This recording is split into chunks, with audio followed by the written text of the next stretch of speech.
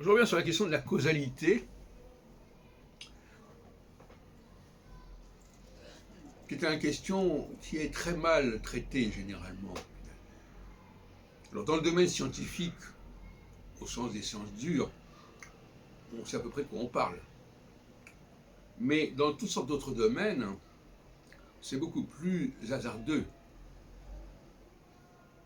Entendons par là que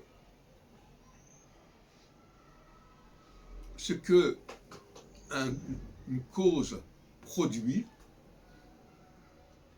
n'est pas déterminé. Directement, c'est déterminé par toutes sortes de paramètres et de facteurs qui sont parfois totalement aléatoires.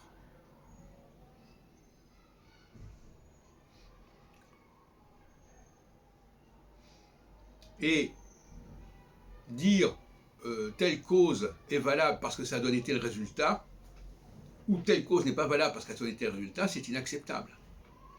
Parce que ça dépend justement d'un certain nombre de facteurs qui sont eux-mêmes aléatoires.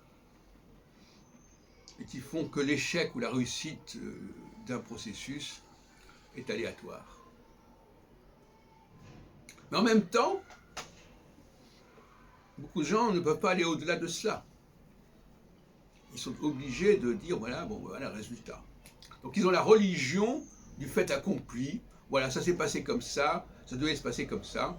Alors qu'on sait très bien, quand on est historien notamment, à quel point tout dépend de paramètres extrêmement aléatoires, justement, qui vont jouer ou qui ne vont pas jouer à un moment donné. Ça va dépendre d'un timing très particulier qui aurait pu, de coïncidences qui ont pu jouer.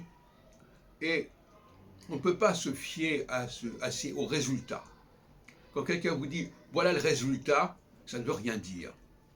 Ce qui est important, c'est de comprendre le système, le processus, et de faire la part des choses au niveau du résultat, en sachant qu'il faut beaucoup de vérifications pour dire que quelque chose est valable ou n'est pas valable, parce que une hirondelle ne fait pas le printemps.